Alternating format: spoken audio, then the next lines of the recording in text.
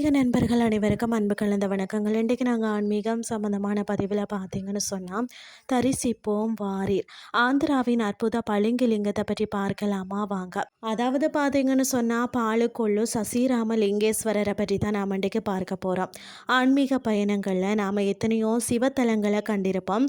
ஆனால் ஆந்திர மாநிலத்தில் மேற்கு வந்த கோதாவரி மாவட்டத்தில் உள்ள பாலக்கொள்ளு எனும் திருத்தலத்தில் அமைந்துள்ள அருள்மிகு சசிராம லிங்கேஸ்வர திருக்கோயில் மிக தனித்துவமானது. இந்த கோயிலின் சிறப்புகளை கேட்டாலே மெய்சிலிக்கும். குறிப்பாக 2 விஷயங்கள் சிவபக்தர்களை பெரிதும் இருக்கிறது. அபூர்வ வெள்ளை நிற பளிங்கு லிங்கம்.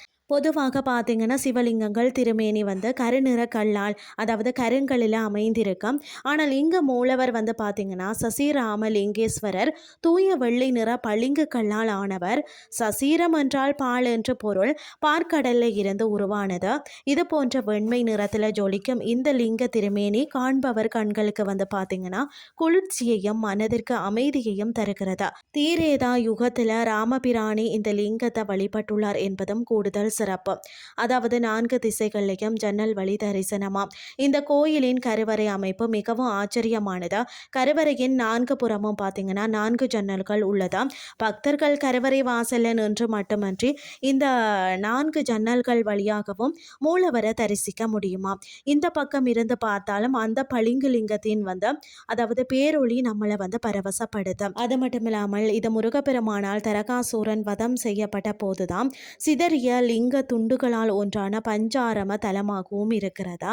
அது மட்டும் இல்லாமல் இங்குள்ள அம்மன் மாணிக்காம்பாள் 51 சக்தி பீடங்கள்ல ஒன்றாக போற்றப்படுகிறார். இந்த கோயிலில் ஒரு நாள் தங்கி வழிபட்டால் காசியில் 1 வருடம் தங்கிய புண்ணியம் கிடைக்கும் என்பது ஐதீகம். அடுத்த முறை ஆந்திரா பக்கம் ஆன்மீக பயணம் சென்றீங்கன்னா இந்த பளிங்குலிங்கத்தை தரிசியுங்கள் அப்படின்னு சொல்லி கூறிக்கொண்டு இன்றைய ஆன்மீகம் சார்ந்த பதிவை நிறைவு செய்து கொள்கிறேன். இதே மாதிரி மற்றொரு ஆன்மீகம் சார்ந்த பதிவோடு உங்களை சந்திக்கிறேன். நன்றி.